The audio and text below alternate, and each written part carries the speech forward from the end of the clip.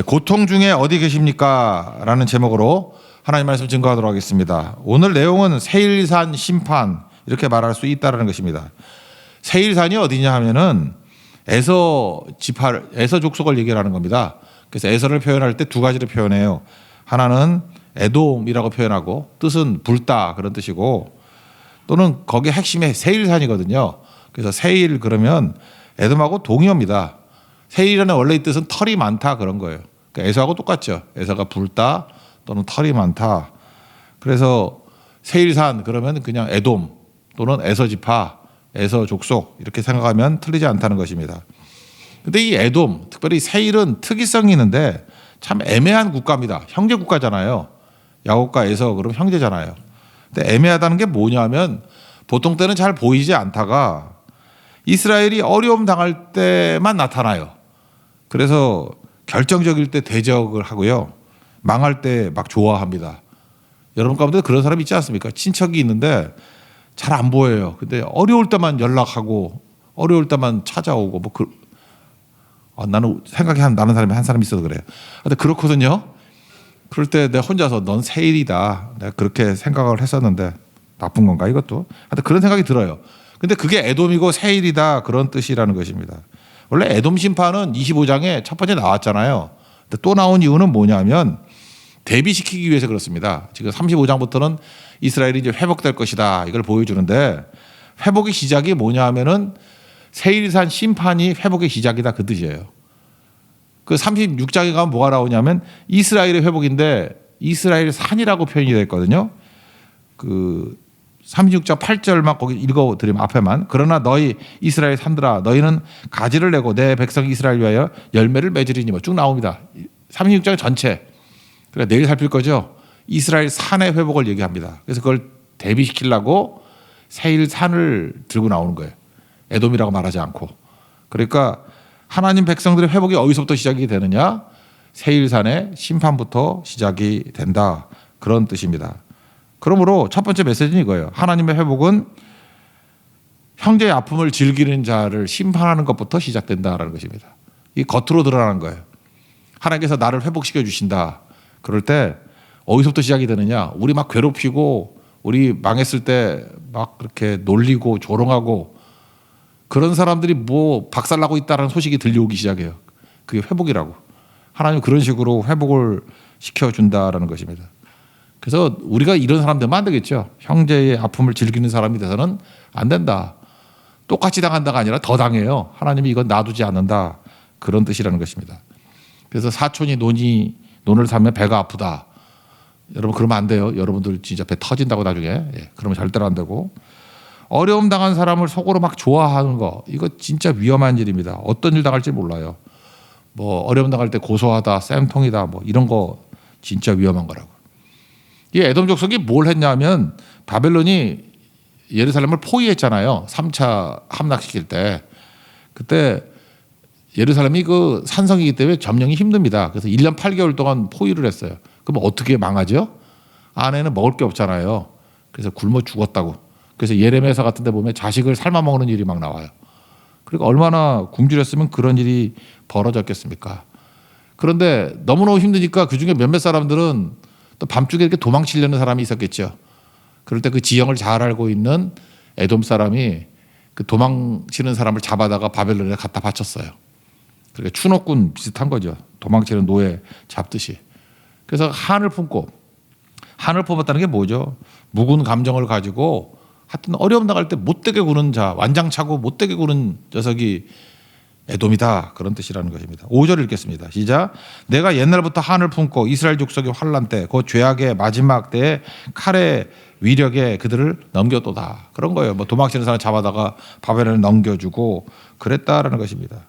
그 이유가 뭐예요? 묵은 감정, 묵은 한이 있기 때문에. 그 옛날에 뭐 자기 장자권 뺏기고 뭐 팥죽 팔아먹고 뭐 이런 것들, 이런 게 사라지질 않는 거예요. 그래서 6절 같은 데 보면 맨 뒤에 피가 너를 따르리라.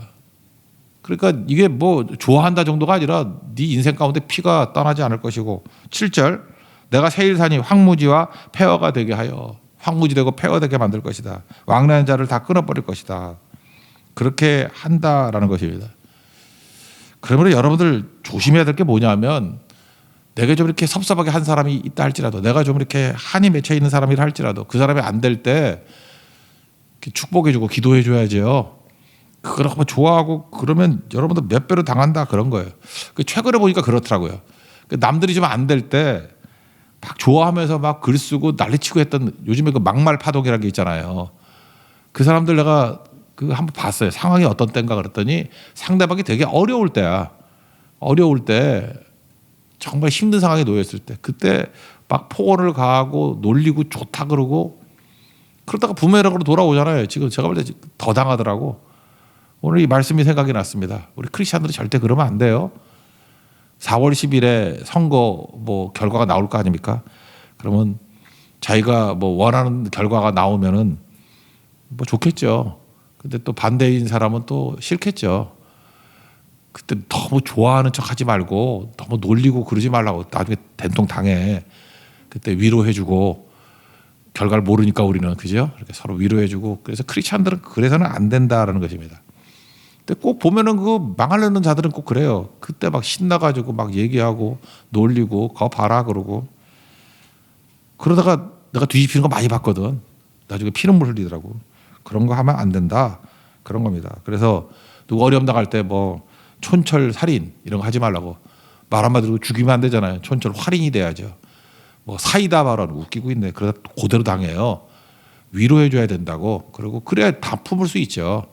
아픔도 품어주고 반대도. 그래서 겸손하게 엎드리지 하는 거. 그거 아니면은 세일상 같이 된다니까요. 그래서 에돔 족속 잊지 마십시오. 우리 다 형제 자매들 아니에요. 근데 어려움 당했을 땐 돕고 기도해야지 절대 놀리거나 그래서는 안 된다라는 거죠. 이거 할 때 생각나는 사람이 사무엘하 16장에 나오는 시므이네요. 시므이. 다윗의 인생에서 어려움 당할 때 이게 높은 곳에 있다 떨어질 때가 더 아프지 않습니까? 아들 압살롬이 반역을 행했습니다. 얼마나 힘들어요. 그래서 도망칠 때 사무엘하 15장 30절 보니까 함남산으로 올라갈 때 두 가지 특징이 있죠. 맨발로 도망쳤다. 두 번째 울면서 도망쳤다. 그러니까 얼마나 힘들어요. 맨발로 도망쳤다. 급했다는 뜻이죠. 맨발로. 그리고 울면서. 그럴 때 시므이라는 자가 나타나가지고 뭐 이 망할 놈아 하면서 막 저주하지 않습니까? 막 저주하고 돌멩이 던지고. 그때 참 이게 다윗의 기적인 것 같아요. 이거 당할 때 하나님의 은혜를 구해야죠. 그 아비새가 저런 가서 죽이겠습니다. 그 한 놈 아무리 도망쳐도 뭐 장군이 하나 못 죽이겠어. 그때 다윗이 이렇게 얘기합니다. 야 나더라. 하나님이 다윗을 저주하라고 허락하셨기 때문에 그렇다. 그러면서 역지사지로 생각합니다. 내 몸에서 난 아들도 내 생명을 해하려 하는데 하물며 이 베냐민 사람이랴. 그래서 이렇게 품어줍니다. 그러고 난 다음에 곧장 하나님께 나아가잖아요. 여호와께서 나의 원통함을 감찰하사 저 시므이의 저주 때문에 선으로 내게 갚아주시길 원한다. 결국은 회복이 되죠. 저는 이런 거를 기적이라 그래요. 뭐 죽었던 자가 살아나고 뭐 죽을 병에서 살고 그게 기적만이 아니라 이런 상황에서 다윗에게 이런 마음을 주신 게 기적이죠. 이게 은혜죠. 이렇게 하면 삽니다. 그리고 우리 한 사람 한 사람이 대적이 어려움 당했을 때는 축복하고 도와주고 그래야 되고 혹시 내가 이런 어려움 가운데 놓였을 때 이를 갈면서 뭐 두고 보자 뭐 와신상담 이런 거라 따지지 말고 하나님께 나가라고요. 하나님께 나가서 저주 때문에 선으로 내게 갚아주기를 원합니다. 그게 은혜라는 것입니다. 그러면 능히 일어설 수 있다. 그러면 하나님께서 때가 되면요 이제 우리를 회복시켜 주시는데 회복의 시작이 뭐라고요? 이렇게 악한 짓 한 사람들의 심판으로부터 시작이 된다고. 여러분들이 하나님 앞에서 이렇게 온전하게 서 있으면은 언젠지 몰라요. 근데 저도 이렇게 인생을 살아보니까 그런 게 있더라고. 멀리서 들려와. 그렇게 악한 짓 했던 사람들이 하나씩 박살나고 있다는 소식이 들려와. 그때가 너무 좋아하면 안 되고요. 뭐로 생각해야 되냐면 하나님께서 이제 회복의 시작이구나. 다시 부흥의 시작이구나. 그 사인으로 알면 돼요. 그리고 오히려 그들을 용서해주고 축복해주고 기도해주고 그럼 하나님께서 확 이렇게 주십니다. 그게 회복의 시작이라는 거예요. 그래서 오늘 에스겔서 35장을 회복의 시작은 나를 대적했던 사람들이 무너지는 소리가 들릴 때부터 감잡으라는 거예요. 이제 회복이 시작되는구나. 틀리지 않다는 것입니다. 그리고 두 번째 내용은 뭐냐면 이건 대적이 무너진다는 소식이 회복의 시작. 이건 외적인 거죠. 눈에 보이는 거죠. 눈에 보이지 않는 내적인 게 뭐냐? 하나님께서 거기 계신다는 거예요. 이게 에스겔에서 되게 중요한 주제인데 우리는 고통 중에 이런 질문을 합니다. 환난 중에 주님 어디 계십니까? 내가 낙담, 실패, 가는 길 찾지 못했을 때 주님 왜 안 나타나십니까? 억울, 분통, 뭐 원통합니다. 어디 계십니까? 근데 주님은 뭐라 그래요? 거기 계신대요. 그래서 이 거기 계신다라는 거, 주님이 거기 계신다라는 단어가 그게 여호와 삼마예요. 삼마, 여호와 삼마. The Lord is there. 그러니까 God is there. 하나님이 거기 계신다. 그러니까 우리가 고통 중에 있을 때 하나님이 거기 계신대요. 이거는 우리가 보이진 않지요. 근데 이건 믿어야 된다는 거예요. 거기 분명히 계신다는 거예요. 우리 외면하지 않는다. 그래서 오늘 주제 선구가 10절이네요. 10절 읽겠습니다. 시작. 내가 말하기를 이 두 민족과 두 땅은 다 내 것이며 내 겹이 되리라 하였도다. 그러나 여호와께서 거기에 계셨느니라. 거기 계셨다 그런 거예요. 여러분 그 에스겔에서 제일 마지막 장을 보면은 나중에 그 천상의 정전 다 지었던 얘기가 나오고 마지막 구절이래요. 그 사방의 학계는 18,000척이라. 그날 후로는 그 성읍의 이름을 여호와 삼마라 하리라. 이게 에스겔서 마지막 구절이에요. 여호와 삼마로 끝나요. 에스겔서가. 여호와 삼마가 뭐라고요? The Lord is there. 하나님이 거기 계신다. 그래서 여러분들 인사가 될 때 너무 어려우면 그냥 위로할 게 별로 없잖아요. 그럴 때 한마디 하세요. 임마누엘. 그것도 좋지. 하나님 너와 함께 계신다. 근데 그거보다 더한 거 뭐냐? 그 고통 중에 하나님이 함께 계신다. 여호와 삼마. 그래서 제가 하나님께 더 가까이 갑니다. 이 찬양도 이게 여호와 삼마거든. 고통 중에 계신 주님. 여호와 삼마. 주님은 신실하고 항상 거기 계시네. 이 찬양이 어디서 나온 거예요? 에스겔서 35장 10절 또는 48장 35절. 여호와 삼마. 이걸 풀어놓은 거라고. 거기 계신다고. 고통 중에 계신다고. 우리 당시 포로로 끌려갔을 때 상황을 놓고 보면 다니엘서에도 나오죠. 다니엘서 3장에 보면은 신상에게 절하지 않으면 풀불에 들어간다. 그럴 때 다니엘의 세 친구들이 뭐 그리 아니하실지라도 하면서 풀불에 들어가죠. 그때 뭐라고 표현해요? 3장 25절 보니까 들어갈 때 3명인데 보니까 결박되지 않은 4명이 있네. 그러잖아요. 그때 느부갓네살이 막 놀라죠. 그러고 난 다음에 26절에 뭐라고 나와요? 사드락과 메삭과 아벳느고가 불 가운데서 나온지라. 우리가 불 가운데 있을 때 여호와 삼마 하나님께서 거기 계신다고. The Lord is there. 여러분들 지금 눈에 보이진 않지만 내 고통 중에 주님 계신다. 그거 잊지 마십시오. 우리 뭐 전통적인 그 이야기 있잖아요. 모래 위 발자국 뭐 그런 거 있죠.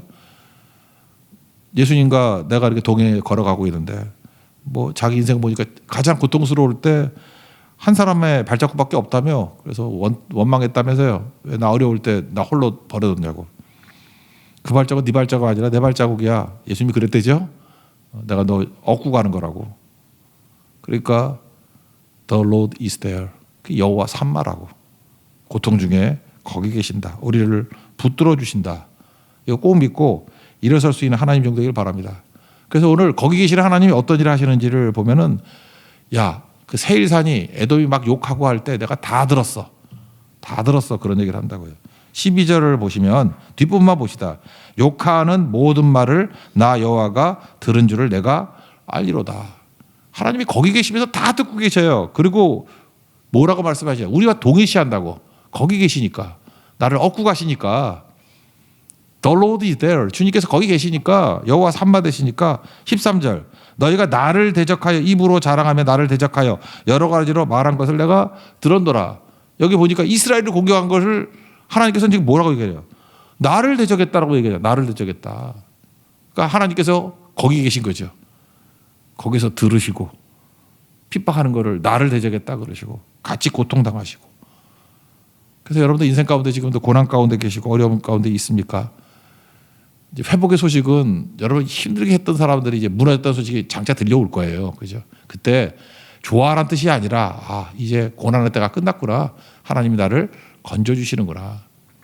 그리고 항상 잊지 말아야 될 게 뭐냐면 고통 중에 있을 때 내적으로 보이진 않지만 여호와 삼마 하나님께서 거기 계신다고 동행하신다는 거죠. 함께 계신다고 고통 중에 계신 주님이라고 그걸 믿고 의지하는 하나님 종되기를 축원합니다.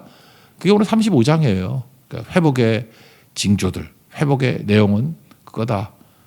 대적이 무너진다는 소식이 들리고 여전히 하나님께서 고통 중에 함께 계셨다는 것을 믿고 기다리고 일어서라. 그게 메시지입니다.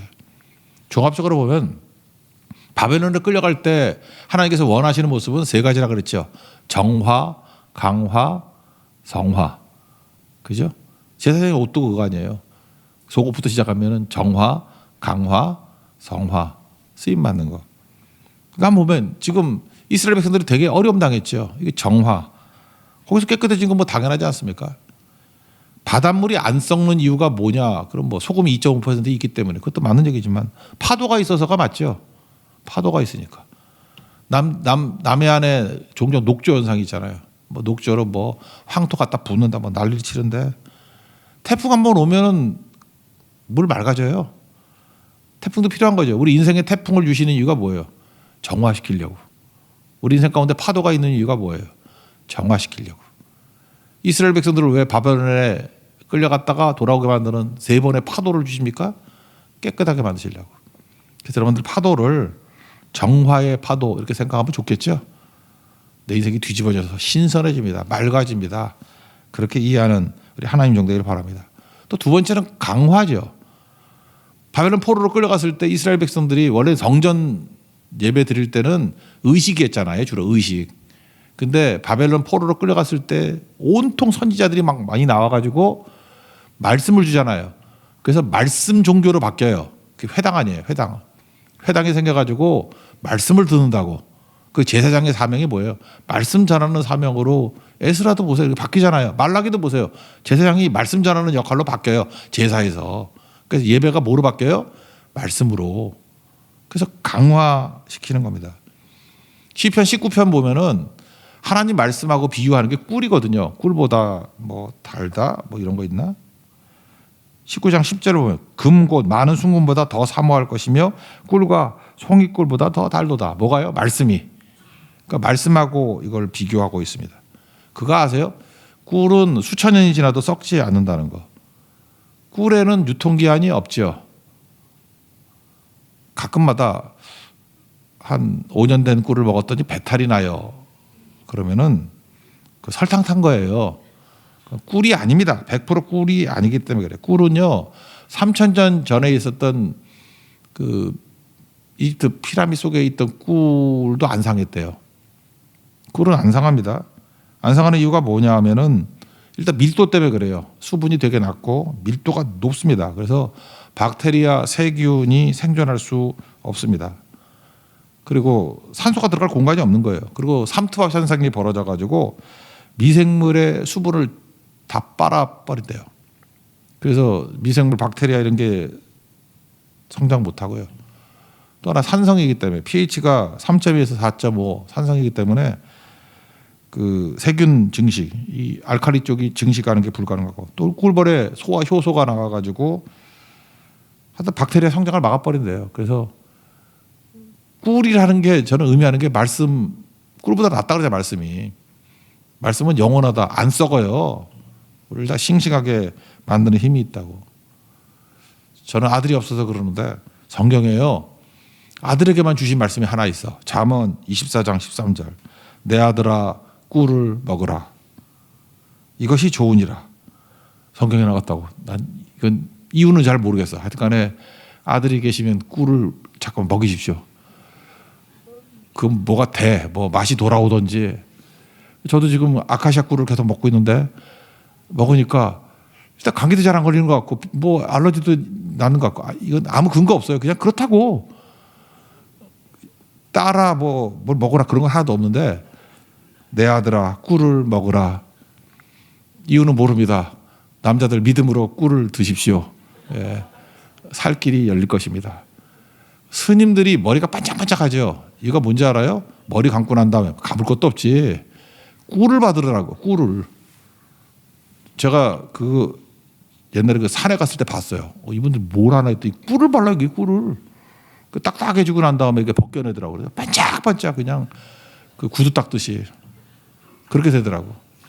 그래서 이거를 조금 더 응용한다 그러면 딸들에게 하는 얘기예요. 꿀을 한번 얼굴에 차발라 보시죠. 이렇게.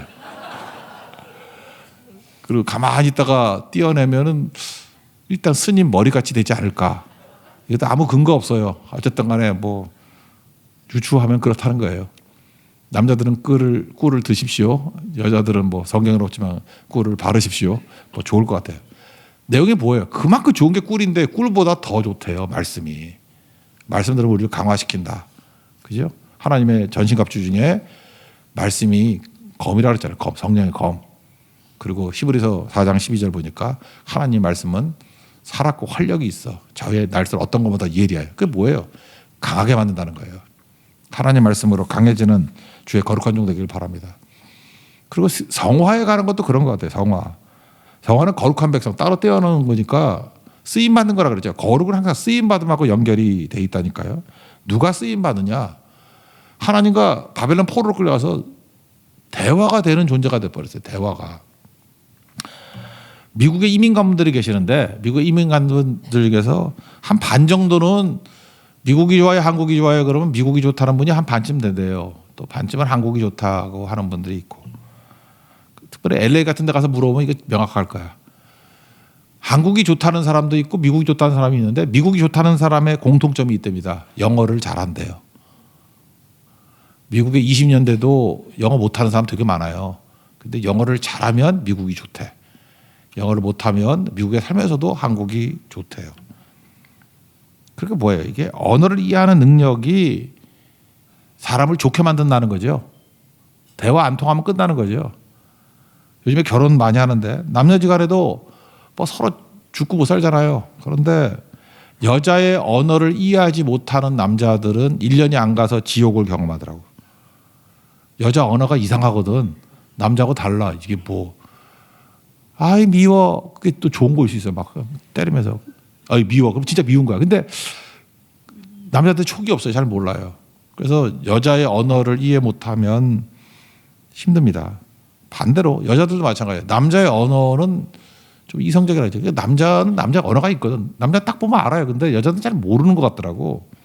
그래서 남자의 언어를 이해 못하는 사람은 맨날 상처 있고 혼자 괴로워해. 그런 거죠. 아이 키울 때도 마찬가지죠. 아이의 언어를 이해하는 엄마는 쉽게 키우는데 아이 언어를 이해 못하는 사람은 자기 아이한테 상처를 받더라고 엄마가. 그거 어떻게 그거 그죠? 힘들어지는 거죠. 선생님도 마찬가지고. 그러니까 상대방의 언어를 이해하면 행복해집니다.